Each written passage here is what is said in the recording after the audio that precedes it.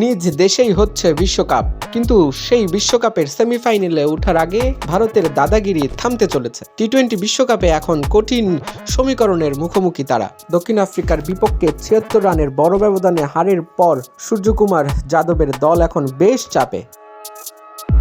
Super 8-এর group এর প্রথম ম্যাচে দক্ষিণ আফ্রিকার বিপক্ষে ৭৬ রানের বড় হারে ভারতের রান রেট নেমে পড়েছে -3.800-তে। 4 দলের গ্রুপে এখন তারা একেবারেই তলানিতে। তাই তো কঠিন হয়ে গেছে ভারতের সেমিফাইনালের স্বপ্ন।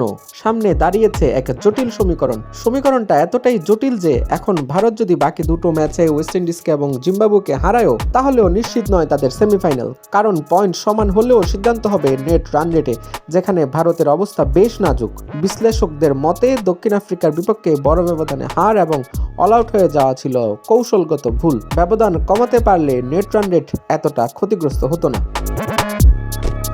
এখন ভারতের সামনে লক্ষ্য দুটো। প্রথমত শেষ 2 ম্যাচ জিততেই হবে, দ্বিতীয়ত তাকিয়ে থাকতে হবে অন্য ম্যাচের ফলাফলের দিকে। দক্ষিণ আফ্রিকা যদি বাকি দুটো ম্যাচে জয় পায়, তবে ভারতের লড়াই সীমিত হবে দ্বিতীয় স্থানের জন্য। তবে সেখানেও বড় ভূমিকা রাখবে নেট রান রেট। সব মিলিয়ে ভারতের জন্য এখন প্রতিটি ম্যাচেই ডু অর ডাই। ক্রিকেট ভক্তদের একটাই প্রশ্ন, এই কঠিন সমীকরণে পেরিয়ে সেমিফাইনালে উঠতে পারবে তো ভারত?